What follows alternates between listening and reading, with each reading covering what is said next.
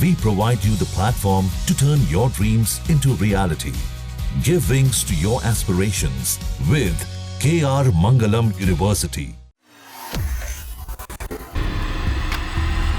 महाराष्ट्र की सियासत में एक बार फिर राज ठाकरे और उद्धव ठाकरे के एक साथ आने की चर्चाएं खूब जोर मार रही हैं।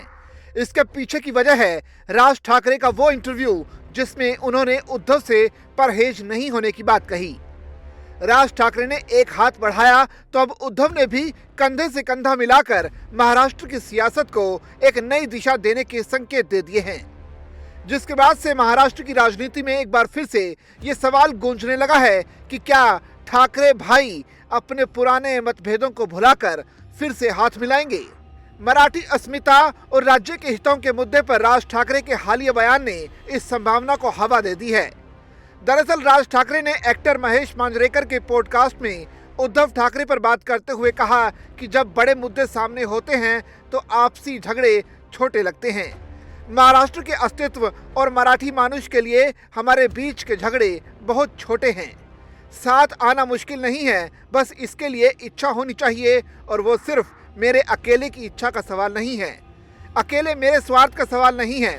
बड़े मुद्दों पर ध्यान देने की ज़रूरत है। बस इसी बयान को राज ठाकरे का उद्धव के लिए ऑफर माना गया और उद्धव ने भी जवाब देने में बिल्कुल देरी नहीं की। शिवसेना यूबीटी चीफ उद्धव ठाकरे ने इसका जवाब देते हुए कहा कि मैं भी आह्वान करता हूं कि सभी मराठी लोग मराठी मानुष के हित में एक साथ आएं, लेकिन एक ही शर्त है कि जब लोकसभा के वक्त मैं कह रहा था कि महाराष्ट्र से उद्योग गुजरात में लेकर जा रहे हैं, तब इसका विरोध होता तो आज केंद्र में ये सरकार ना होती, राज्य में भी महाराष्ट्र के हित के बारे में विचार करने वाली सरकार होती। उद्धव ठाकरे ने कहा कि तब आपने उनका समर्थन किया, अब विरोध ऐसा जोड़ तोड़ ठीक नहीं होगा।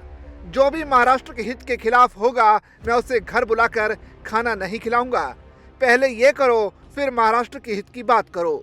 बीते दिनों महाराष्ट्र के डिप्टी सीएम एकनाथ शिंदे ने एमएनएस चीफ राज ठाकरे से मुलाकात की थी। ये मुलाकात इसलिए भी अहम थी क्योंकि इस साल बीएमसी के चुनाव होने की उम्मीद है। ये चुनाव 3 साल से लंबित हैं। इस मीटिंग के जरिए राज ठाकरे को एनडीए के करीब लाने की कोशिश हुई। तो अब सवाल ये है कि अगर राज ठाकरे उद्धव से हाथ मिलाते हैं तो पहले बीएमसी और फिर महाराष्ट्र की सियासत में जनता को एक अलग विकल्प मिल सकता है।